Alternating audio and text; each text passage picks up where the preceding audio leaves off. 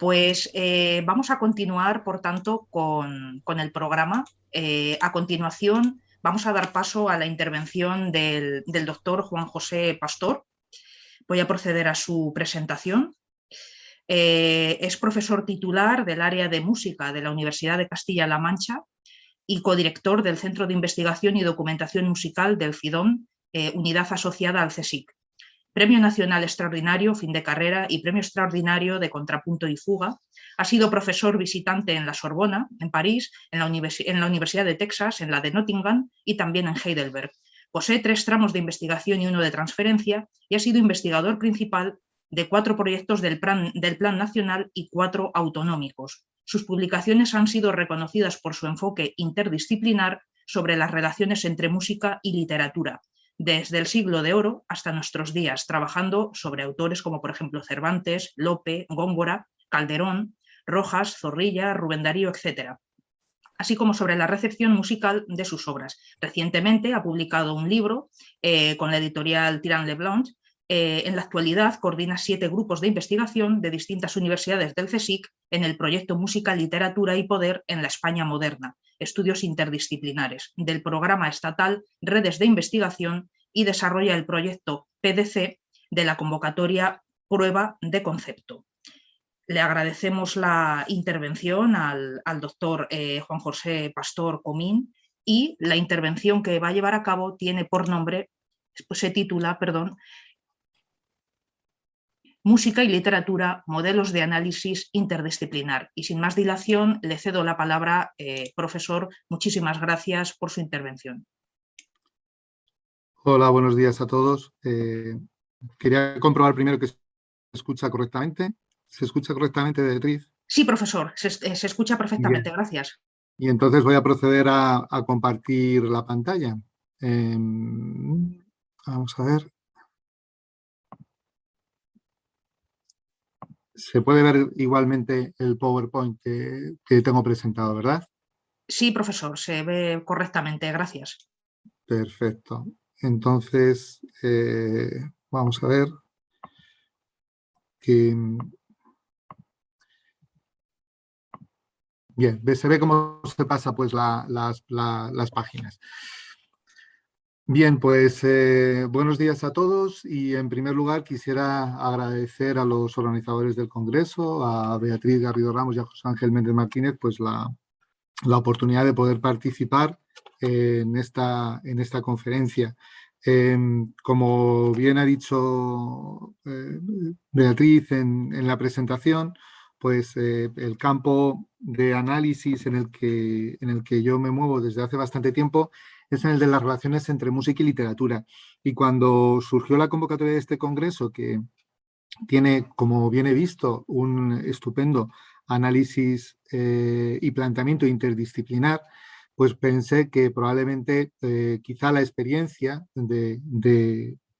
acumulada durante cierto tiempo pues podría orientar a los más jóvenes investigadores, ¿no? Dado que los congresos suelen ser un poco también un lugar para compartir experiencias, más que a veces investigaciones, ya que las investigaciones las compartimos en las publicaciones científicas, ¿no?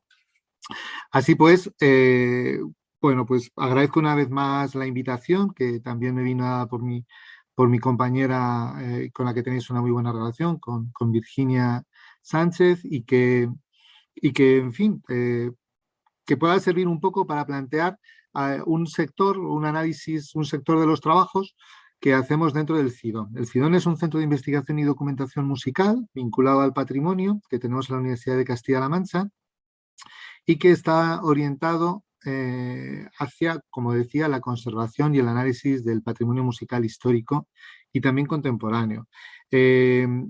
Algo que singulariza a este centro, en cierto modo, es que no es un instituto de investigación universitario al uso, sino que es además una unidad asociada al CSIC, al Consejo Superior de Investigaciones Científicas. Quiere esto decir que la producción científica que nosotros realizamos, pues de alguna manera, cada 3 años es evaluada por el Consejo, y esto supone la renovación de la unidad. Somos un grupo relativamente nutrido de investigadores, todos profesores en la Universidad de Castilla-La Mancha, y nuestras temáticas son muy variadas, desde, como decía, la conservación y recuperación y análisis del patrimonio histórico musical. Trabajamos en las catedrales, en la Catedral de Cuenca, en la Catedral de Toledo. Trabajamos también en las colegiatas de Santa María de Talavera, en otros archivos de naturaleza civil. Al margen de este tipo de trabajo que está orientado hacia la recuperación, análisis, nueva edición y un poco poner negro sobre blanco en nuestra historia pasada, nuestra historia musical pasada, pues también hay otras líneas de investigaciones que abordan pues, el campo educativo o abordan las relaciones entre las artes. Hay una línea muy fuerte que tenemos establecida sobre música y género, y hay otra sobre música y mujer también, y hay otra línea, pues otras dos líneas bueno, mi compañera Virginia trabaja también muy bien, y es sobre música y artes audiovisuales. Y en mi caso, pues me centro más en las relaciones entre música y literatura. Entonces, el planteamiento de esta presentación, que, bueno, trataré de no extenderme en el tiempo y de que pueda haber un descanso, con lo cual llegaré hasta donde más o menos el tiempo estaba previsto, sobre las 12 menos cuarto, si no recuerdo mal, para que la gente también pueda descansar. Pues el planteamiento es el de acercar un poco por qué y cómo surgió el interés por las relaciones música y literatura y cuáles han sido las lecturas que me han acompañado desde el inicio. Tiene un planteamiento a medias entre lo vital y lo metodológico. Cada uno llegamos a nuestro ámbito de estudio a través de diferentes experiencias, ¿no? Y no siempre son las mismas. Y cuando los investigadores confluimos, pues es evidente que tenemos una serie de lecturas comunes y de trabajos comunes, pero también llegamos desde itinerarios diversos, ¿no? Esto yo creo que es importante subrayarlo, porque de ahí vienen siempre las distintas perspectivas y los diferentes matices en nuestras investigaciones. Bien, vayamos pues un poco ya al contenido y veamos en qué pueden consistir estas relaciones entre música y literatura. Cuando, desde siempre, insisto, a mí me interesaron estas relaciones, era evidente que había como dos planteamientos claramente definidos. Por un lado, cómo está presente la literatura en el ámbito musical, y por otro lado, cómo puede hacerse la música presente en la literatura. Es decir, en una relación biyectiva, ¿no? Correspondiente. Es evidente que la historia de la música, a pesar de que fundamentalmente a partir del siglo XIX haya habido un mayor peso sobre el ámbito de la música que se ha denominado absoluta o música pura o música sin texto, ¿no? Lo cierto es que la historia de la música está directamente vinculada con la palabra, ¿no? Ya hay una relación fundamental entre música y texto desde las primeras manifestaciones, desde lo primero que se nos conserva en Egipto y en Grecia, desde el epitafio de Sequilos en adelante, la relación es, y hablaremos más adelante, es esencialmente lírica. Por otro lado, una vez que la música articula los textos literarios, a veces podemos hablar de lo que se llama una pintura musical, algo que se pudo dar muy bien en el manierismo o que se pudo dar a finales del Renacimiento y esencialmente en el Barroco, ¿no? Esta pintura musical corresponde a algo que después podremos estudiar, que es la elaboración retórica de ciertos textos, ¿no? Y es el word painting del que hablan los anglosajones, es decir, cómo la palabra es representada a través de la música. Pero por otro lado, y al margen de estas representaciones que pueden tener un carácter más bien superficial, hay una convivencia orgánica, donde el claro ejemplo lo da el Lied en el siglo XIX, ¿no? Y lo da también la canción, es decir, allí donde probablemente la música aporta un suplemento de contenido que el texto literario, o del que el texto literario carece. No es lo mismo un poema leído que un poema cantado. Y esto afecta sin duda a por así decirlo, a la recepción de la obra artística. No voy a decir ni musical ni literaria, sino de obra artística. Y puede ser que más adelante me refiera a la obra híbrida de naturaleza doble. Es evidente que el espacio en el que conviven de una manera espectacular, en su sentido etimológico, es el drama, ¿de acuerdo? Con el ámbito, con la irrupción de Wagner en la escena, cambia completamente los juegos dramáticos, y el lugar que tiene ahí la música, la cual va a heredar en buena medida el cine, ¿no? A través de las estructuras motívicas, de los leitmotivs y de los componentes simbólicos que se generan en torno a los temas o elementos dramáticos que mueven la escena, ¿no? Con lo cual este es otro espacio de convivencia. Hay otro espacio que es el del programa, la música de programa, es decir, aquella música que no presenta un texto en la superficie, no se canta, no es enunciado, pero sí que está como elemento conductor de los eventos musicales que suceden, ¿no? Es decir, ¿qué ocurre con esos textos que están escondidos bajo lo que llamamos música de programa o música programática? Es, digamos, otro ámbito sobre el cual no puede entenderse correctamente la obra completa, la obra musical. Sí que podría rendirse accesible a través de un análisis lingüístico, de un análisis armónico, formal, etcétera, pero probablemente no fuera suficiente de cara a comprender la integridad de la obra si en una propuesta programática prescindimos del texto. Y hay otro espacio ya más propio del siglo XX, donde la música comienza a convivir con una voz que es la del narrador, la música para narrador y orquesta. Y ahí hay todavía muchísimas cosas por hacer y trataremos de ver algunos ejemplos o modelos de análisis, porque el concepto de narración, que es distinto al de programa, que es distinto al dramático, implica una serie de conocimientos técnicos y teóricos propios de la narratología. Y a veces pues, la teoría o los estudios musicológicos pues, no han profundizado lo suficiente y cuando lo han hecho con muchísimo éxito, aportando nuevas visiones a, bueno, pues a obras donde la voz del narrador está presente, pues como la historia de un soldado, ¿no? De Igor Stravinsky. Bien, este sería uno de los aspectos donde la literatura está presente en el ámbito musical, ¿de acuerdo? Y que, digamos que a los musicólogos nos plantea problemas, porque no vamos a terminar de comprender enteramente una obra, y esto es lo que nos interesa desde el punto de vista estético, si prescindimos de esa parte literaria que es esencial a la misma.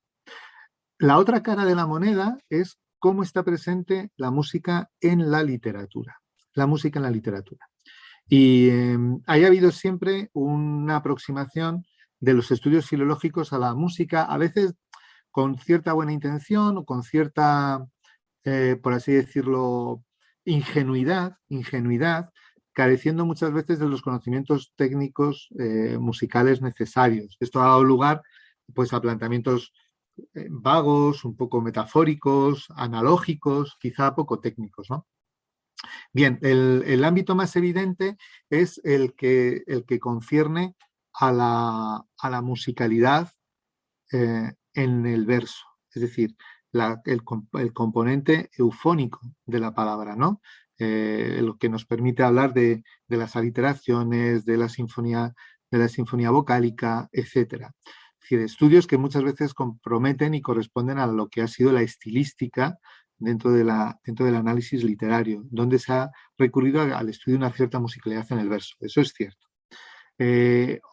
Otro tipo de estudios se han centrado en lo que se denomina la música verbal. Esto fue propuesto por Stephen Paulser y ha sido muy desarrollado por los estudios de intermedialidad y de transmedialidad, que son los que ahora reciben un nuevo nombre a partir de la primera década del año 2000, pero que en realidad ya venían practicándose desde finales de los 80 y cuyas primeras reivindicaciones están en los años 40. Yo diría que quizá con un componente algo más técnico, no es sino una propuesta que ya estaba en la Segunda Guerra Mundial.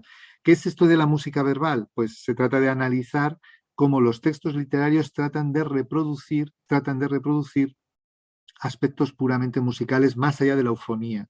Y esto ya se corresponde con elementos estructurales, con elementos formales, con elementos incluso texturales, como puede ser el contrapunto.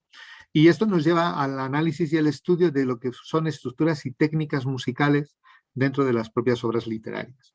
Es decir, existe la posibilidad de descubrir métodos y formas de trabajar del arte musical en el texto literario. Pues sí, y eso es mucho más fácil encontrarlo en aquellos escritores que han tenido una formación musical importante. Pues por ejemplo, Aldous Huxley, Anthony Burgess, en fin, muchísimos de los que más adelante hablaremos y podríamos hablar como talentos dobles. Bien, este es uno de los aspectos que a mí más me interesa. Y luego existe otro componente que es el de la cita musical. ¿Qué incorpora una cita musical a un texto literario? Pues no es algo arbitrario, no es algo que pueda ser injustificado. Muchas veces leemos una novela, leemos un poema y nos encontramos referencias musicales. Bueno, pues están operando como condicionantes semánticos y es importante. Imaginen que en una canción, que en una novela que lean nuestros nietos en el futuro, pues aparece la cita a canciones como Despacito o La Última de Chanel o cualquiera de las que ahora han generado cierta polémica. Bueno, pues evidentemente ahí hay un sentido intencionado por parte del autor que con el tiempo se ha ido erosionando y en consecuencia la cita musical le ha ocurrido lo que a la piedra en un pórtico, ¿no? Ha ido perdiendo su forma o ha ido perdiendo el contexto y necesita ser reinterpretado. Bueno, no es algo que solamente se proyecte desde el presente al futuro, sino que nos llega desde el pasado. Trataremos de ver algún ejemplo en el cual hay autores donde hacen citas musicales que evidentemente con el tiempo hemos perdido el contexto, pero que recuperándolos nos permite entender mucho mejor la obra literaria. Bien, ¿cómo se iluminan pues mutuamente, ¿no? Ambas obras? Pues es importante considerarlas conjuntamente. Por un lado, ¿qué nos puede decir la literatura de una composición musical o de una obra musical? Pues una cosa es importante y es que nos va a informar sobre los modos de recepción. Es decir, la música discurre, por supuesto, en el ámbito de la escena, en el ámbito de los conciertos, en el ámbito de los registros, en el ámbito de la crítica musical, pero al mismo tiempo tiene un impacto sobre otras obras artísticas, musicales, compositores que se citan y que recogen el patrimonio de compositores anteriores, pero también aparecen en el ámbito literario. Es decir, cuando tenemos en Benito Pérez Galdós referencias a Beethoven o nos ocurre en Clarín o nos va a ocurrir en José Hierro, lo que estamos viendo es que esas obras literarias son una forma de expresar la recepción y la experiencia de una música pasada. Por lo tanto, la literatura nos informa de los modos de recepción musical. También nos informa de los modos de recreación. ¿Por qué? Pues porque si una obra musical, una canción, una pequeña pieza es la espoleta a través de la cual el autor literario reconstruye o planifica una obra, pues nos va a informar mucho sobre ese carácter seminal, el carácter germinal de la misma obra. Y nos podrá explicar, como digo ahí, pues las condiciones de esa reescritura y cuáles han sido las respuestas emocionales o creativas. Alguien escucha la tercera de Beethoven o la quinta y esto genera un texto y ese mismo texto es una respuesta al estímulo que lo ha creado, ¿no?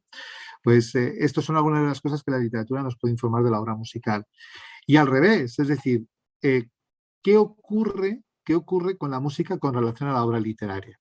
Pues esto es muy importante porque sucede lo mismo. La obra literaria, dentro del ámbito de la filología, es cierto que discurre de autor en autor. Unos autores tienen influencias en otros autores, pero rara vez se mira alrededor y se ve cómo esa obra literaria ha sido recogida en el seno musical.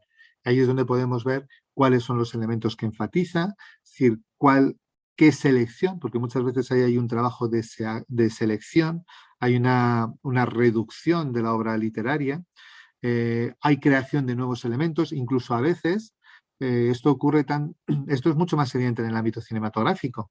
Cuando decimos he visto la película y he leído el libro, me gusta más el libro, evidentemente la película que ha tenido un mayor acceso como más media a veces que el desarrollo de esa misma historia en su formato original, literario, pues se convierte en un simulacro. Es decir, se convierte en una especie de usurpadora de la historia, ¿no? En algunas ocasiones ha habido obras musicales pues, que se han convertido en en auténticos simulacros o usurpadoras del poema original, ¿no? Y se puede pensar, por ejemplo, en Spleen de Verlaine y en la obra de Debussy. Probablemente haya sido más escuchado eh, bajo la música de Debussy que leído. Y en ese sentido, pues hay la música concede a veces nueva forma, y esto es muy importante porque la música es esencialmente un lenguaje formal, nueva forma a textos literarios precedentes. Y esas formas, como decía antes, pueden ser o bien programáticas, donde el texto se subyace pero no se canta, no aparece en superficie, o cantadas. Bien, ¿qué razones hay para poder aproximarse a estos estudios? Pues, por un lado, que la historia nos informa de que ha habido auténticos talentos dobles. Es decir, ha habido bien escritores musicalmente bien informados, escritores que han tenido una formación musical densa, músicos extraordinariamente cultivados y muy leídos, pero también ha habido compositores que han tenido un conocimiento técnico, escritores que han tenido un conocimiento musical técnico muy importante. Si miramos hacia el pasado, yo he seleccionado ahí unos cuantos nombres. Estos talentos dobles pues pueden cifrarse, insisto, son simplemente como puntas de iceberg que podemos situar en la historia porque hay muchas más, ¿no? Está Juan de la Encina, el poeta Gutiérrez de Cetina, Vicente Espinel, que todo el mundo recordará a finales del 16, la espinela como una forma estrófica, como una forma poética. Vicente Espinel, que además de ser poeta era músico y que era maestro de capilla. Lope de Vega, que también demuestra conocimientos técnicos musicales. Góngora, que tuvo una infancia como seis, es decir, como niño de coro. Tomás de Iriarte, Galdós. Qué decir de Lorca, ¿no? Que tuvo esa doble vocación musical, pianística, desde los inicios y que ha sido sobradamente estudiada? ¿Qué se puede decir de personajes de nuestra cultura, a veces hoy olvidados, pero como Eduardo Cirlot, bien conocido por su diccionario de símbolos, ¿no? Pero además un poeta extraordinariamente próximo a la vanguardia de Schoenberg y profundo conocedor del dodecafonismo, ¿no? Bueno, he visto que García Lorca está dos veces. ¿O qué decir de otro de los poetas más importantes como José Ángel Valente, que tuvo una extraordinaria sensibilidad con la música, una biblioteca musical apabullante, ¿no? Y cuya poesía no puede ser entendida si no se entiende ese contexto musical. Y por otro lado, en el ámbito internacional, pues ahí he referenciado unos cuantos nombres. James Joyce, cuyo Ulises este año se cumple el centenario, ¿no? 1922, que fue tenor y que tenía una formación musical bastante cultivada. Aldous Huxley, autor de Contrapunto, que también era un músico cabal. O Thomas Mann, ¿no? Que introduce en su Doctor Fausto pues todas aquellas incluso conversaciones y diálogos que había tenido con Theodor Adorno, ¿no?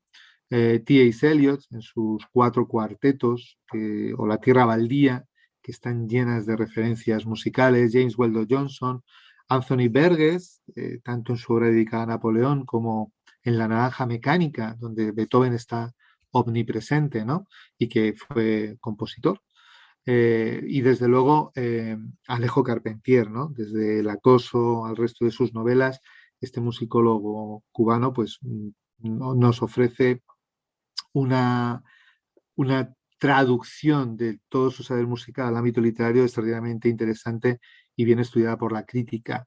He puesto 2 nombres al final que son bastante menos conocidos, de los que quizá tengamos oportunidad de hablar, que son Edna St. Vincent Millay, que fue una poeta de comienzos del siglo XX norteamericana, que se dedicó al final a la poesía, ya hablaremos de ella, pero que tenía un extraordinario talento como músico, como pianista. Se formó en una familia con su madre y sus hermanas en un contexto musical muy importante, ¿no?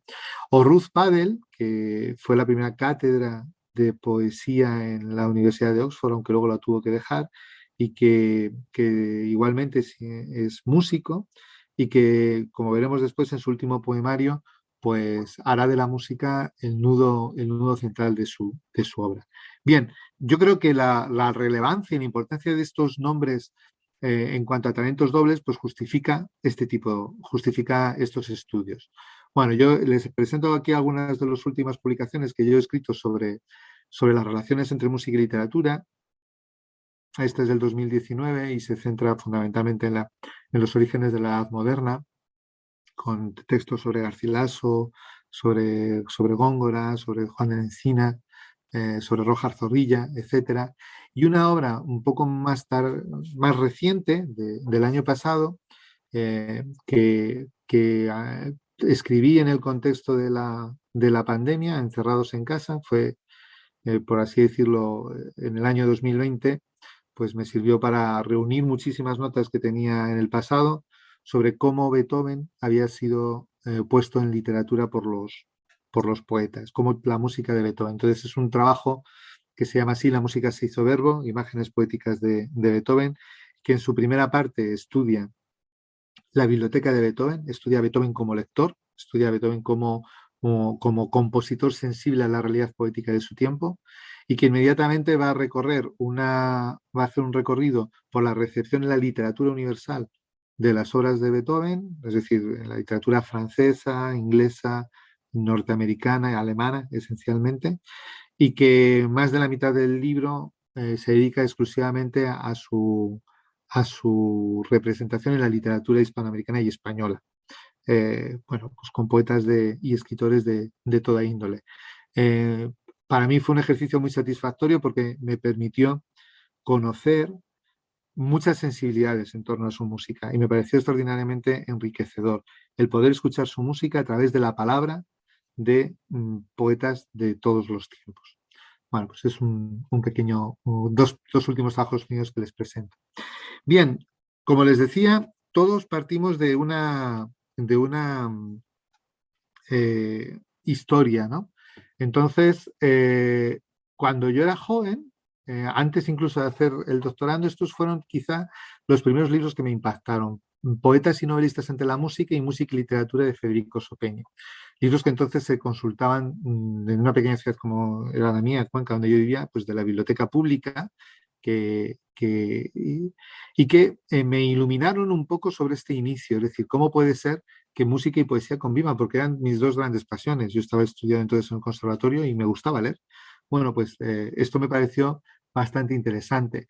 De tal manera que a muchos de nosotros, durante nuestros estudios en el conservatorio, los libros de Fubini, la estética de la música y música del lenguaje en la estética contemporánea, nos abrieron desde la estética, cuando se podía estudiar, que no siempre era así, una visión un tanto más amplia.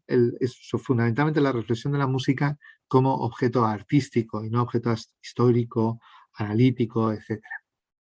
Si bien es cierto que, como decía, para evitar caer en analogías, en amplias metáforas, en espacios vagos, es necesario tener un conocimiento a la hora de analizar ambas artes, es necesario tener un conocimiento técnico del ámbito musicológico.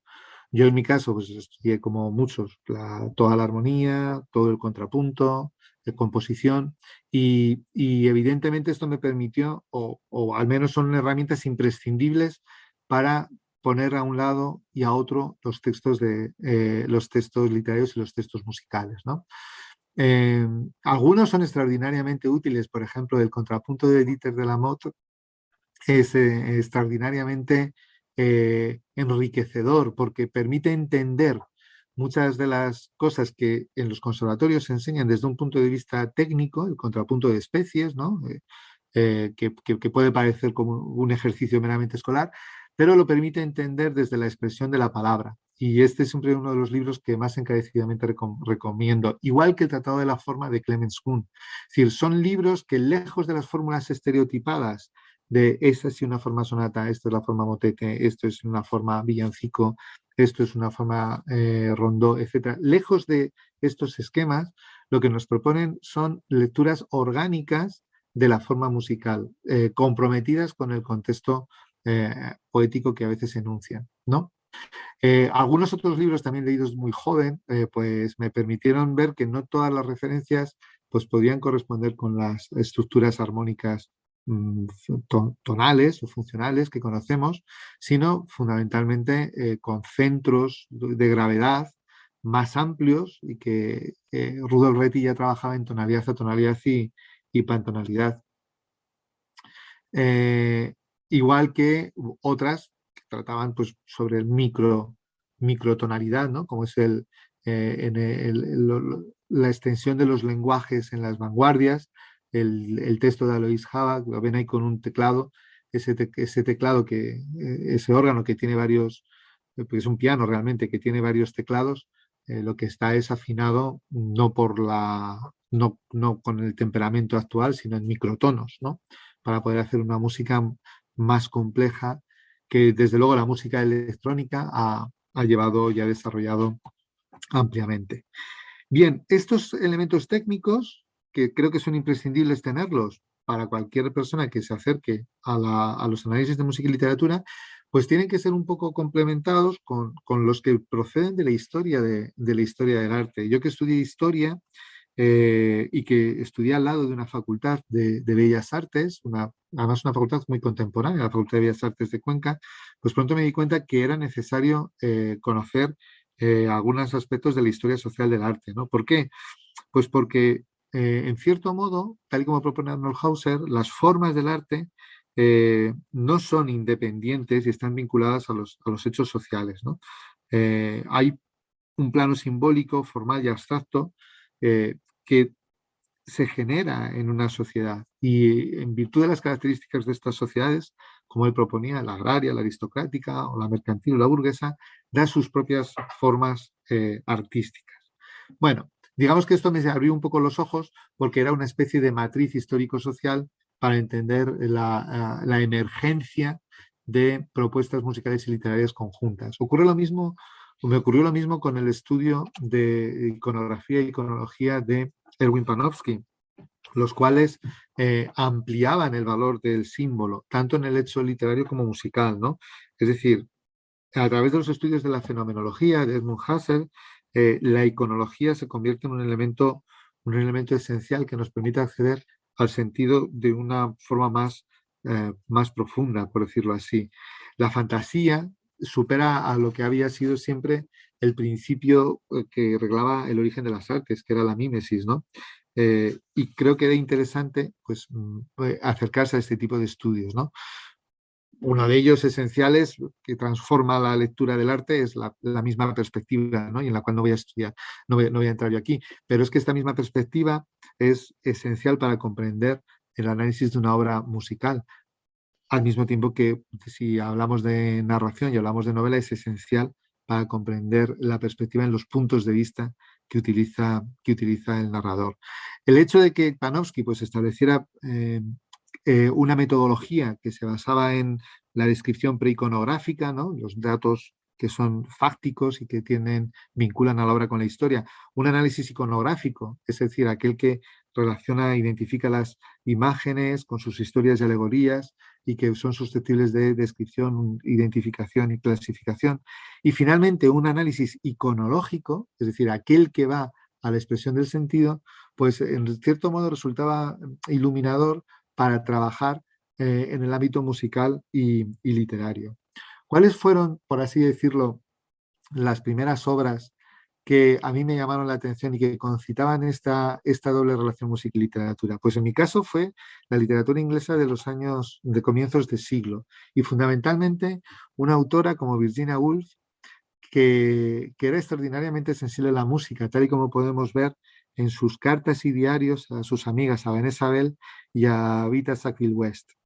De Virginia Woolf, que conocerán ustedes sus obras, Las olas, es una obra que termina con un largo monólogo de uno de sus personajes, de Bernard, en torno a una música de Beethoven, ¿no? Y coincide con el tiempo que ella estuvo, sus primeros textos fueron críticas musicales, y coincide con el tiempo en el que se expusieron los cuartetos de Beethoven en Londres, en una integral.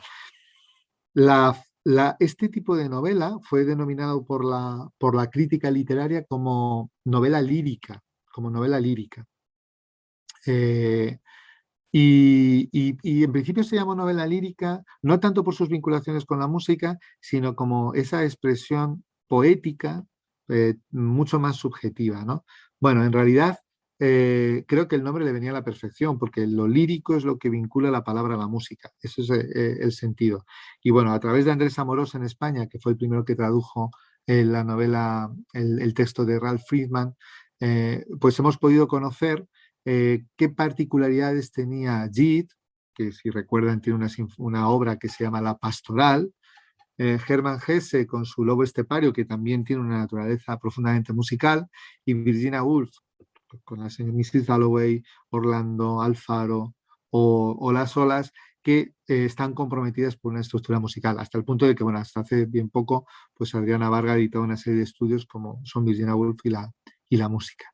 Bueno, estos fueron modelos que a mí me sirvieron para profundizar en las relaciones música y literatura.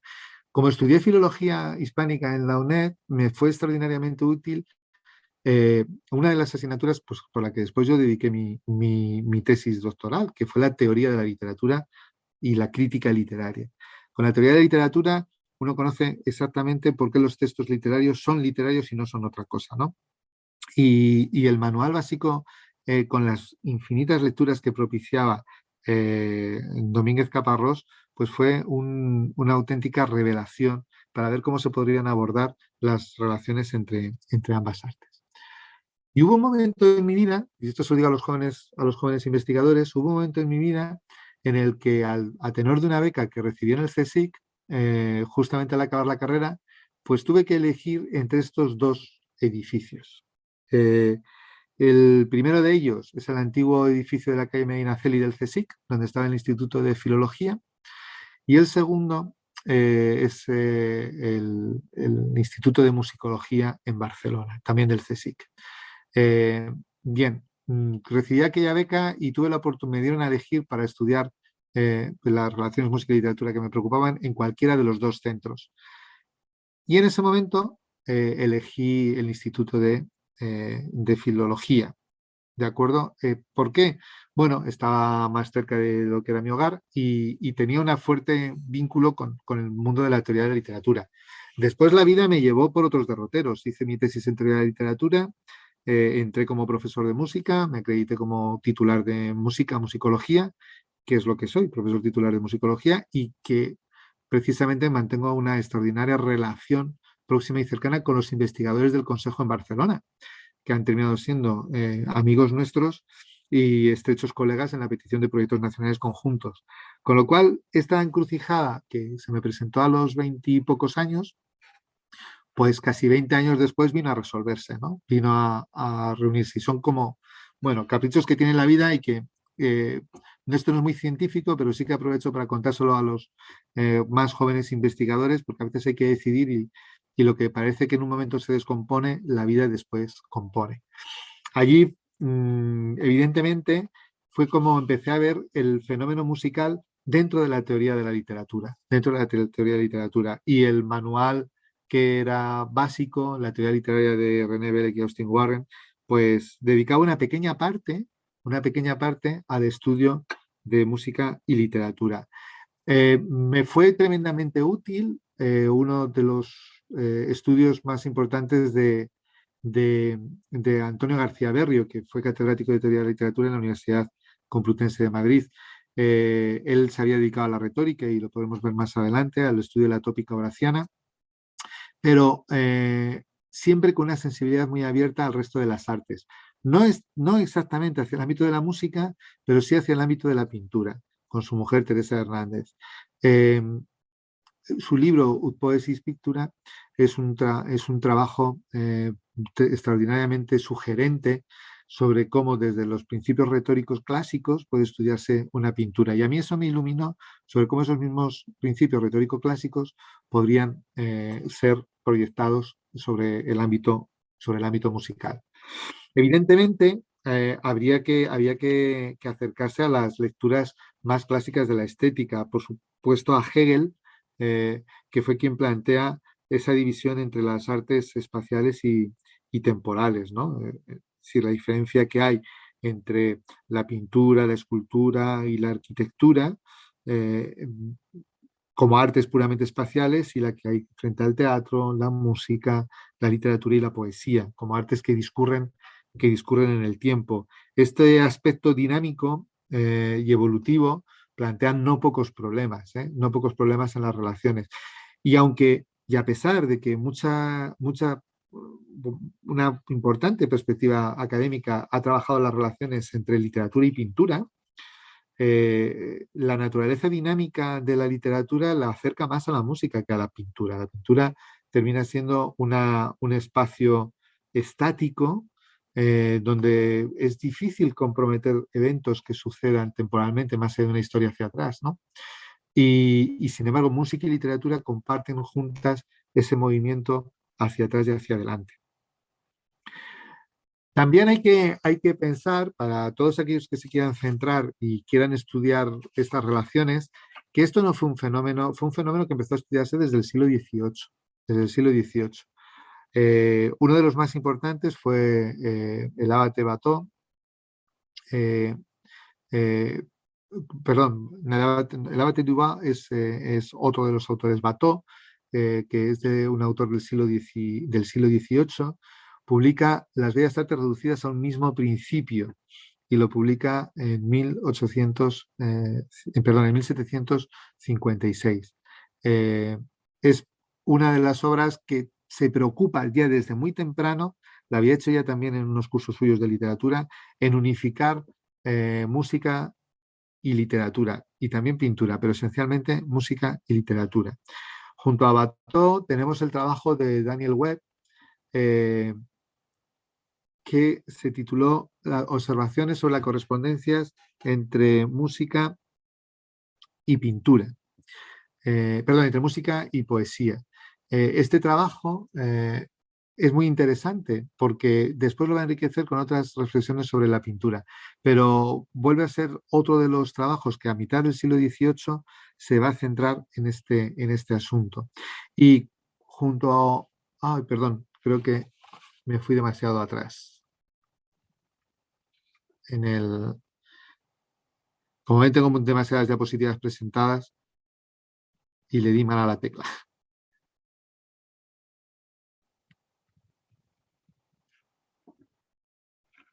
Le di a la tecla del fin y eso lo llevó demasiado lejos. Bien, estaba hablando de Daniel Webb y tenemos, por ejemplo, el trabajo de Sabanon, que era de la música considerada por sí misma y con sus relaciones con el habla, la lengua y la poesía. Estos son trabajos que se suceden durante el siglo XVIII y que yo recomendaría la lectura de los mismos. No tienen traducción en español y estamos ahora en un proceso para su traducción, pero creo que es imprescindible su lectura para poder conocer esta genealogía de las relaciones entre música y literatura. Más adelante, ya a finales del siglo XIX, Jules Combardieu, que fue uno de los profesores que fundó la revista de Historia y de la Crítica y Crítica Musical y que fue profesor, uno de los primeros profesores de música en el Collège de France, responsable de crear los estudios de musicología, es decir, hasta entonces no existían los estudios de musicología como tal, pues escribe un libro, Las relaciones de la música o las correspondencias de la música con la poesía, consideradas desde el punto de vista de la expresión. Hay en el ámbito de la Academia Francesa un notable interés, como han visto. Marcel Boffis tiene una de sus obras, Música del sonido, música de la palabra, donde está muy bien porque no lo plantea en términos de relaciones conciliales, sino más bien en términos dramáticos de enfrentamiento y permite, bueno, una aproximación no muy técnica, pero sí bastante viva de las relaciones entre música y palabra. Bien, ¿qué elementos o qué escuelas o qué planteamientos pueden ser útiles a aquel estudioso que se quiera acercar a estas relaciones? Pues, por un lado, echarle un vistazo al formalismo ruso. Y el formalismo ruso fue un movimiento que en el ámbito de la filología se detuvo extraordinariamente en el análisis del verso, en el estudio, como ahí digo, exhaustivo de la versificación. ¿Por qué? Porque acercó a la filología un estudio de naturaleza casi científica, rítmica, sobre el material sonoro del verso. Y esto tiene muchísimas concomitancias con los estudios de folclore musical y de análisis musical de ese mismo momento. Para no hablar todo el rato y no tenerles constantemente con escuelas y con distintas perspectivas analíticas, les he traído aquí un poema de Vincenza Millay, que como digo, fue una poeta de comienzos del siglo XX, pero que fue música, ¿no? Pero que fue músico y que tenía una voz tremenda y da una importancia muy grande a la declamación del verso. En su libro, El agujero en la nieve, ¿no? Tiene, del año 1928, tiene el cubo en la nieve, perdón, tiene un poema que dedica a Beethoven. Dice, escuchando una sinfonía de Beethoven. Yo les he puesto la traducción, pero creo que merece la pena escucharlo. Dice, dulces sonidos, oh hermosa música, no ceséis. No me rechacéis en el mundo de nuevo. Solo con vosotros está la excelencia y la paz. La humanidad hizo plausible su propósito claro. Encantados en tu aire benigno y astuto, con los miembros descoyuntados y los rostros vacíos, pálidos, el rencoroso y el tacaño y el rudo, duermen como las criadas en los cuentos de hadas. Este momento es lo mejor que el mundo puede dar, la tranquila flor en el tallo torturado. No me rechacéis, dulces sonidos, o dejadme vivir hasta que la perdición espíe mis torres y las esparza, una ciudad huidiza bajo el sol envejecido.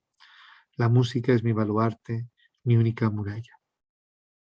El verso final, que tiene una cierta reminiscencia bíblica, viene a acreditar esa experiencia sonora que tiene de la tercera de Beethoven, que lo dice, que manifiesta abiertamente.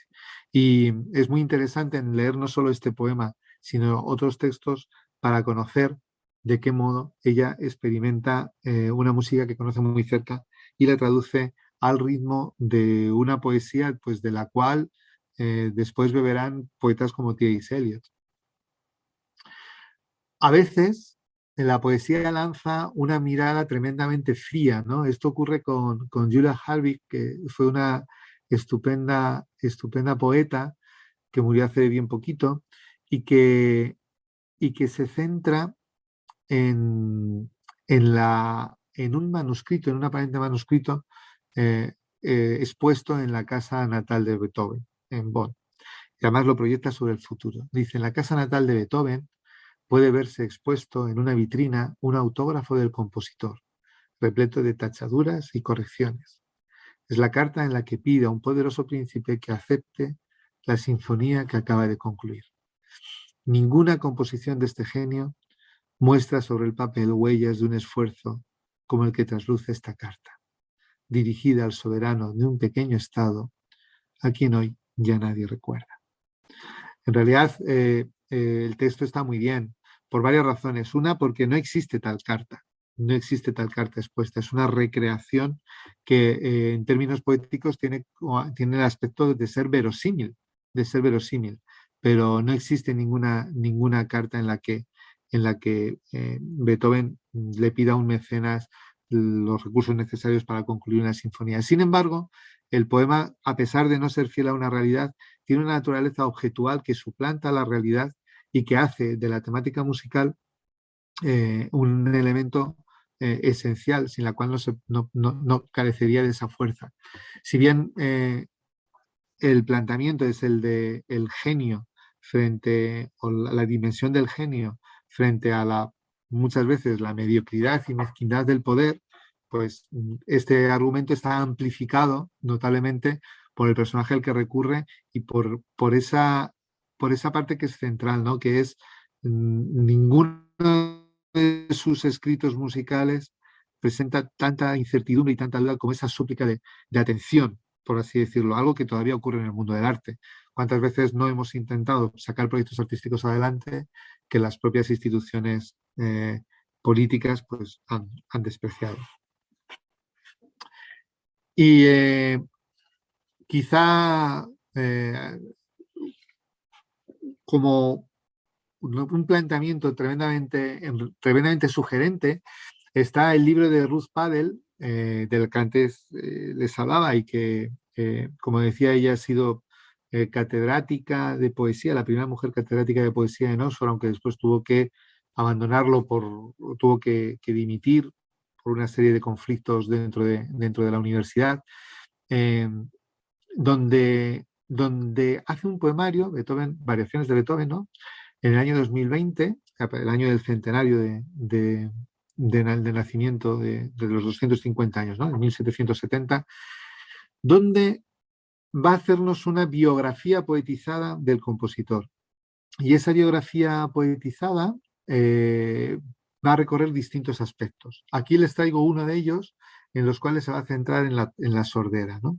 Y desde luego leerlo en inglés es una delicia, pero he intentado hacerles una traducción donde se ve muy bien la dimensión que cobra esa angustia que Beethoven comenzó a sentir desde muy temprano y que le conducirá paradójicamente a una introspección sonora que revolucionará el mundo de la música.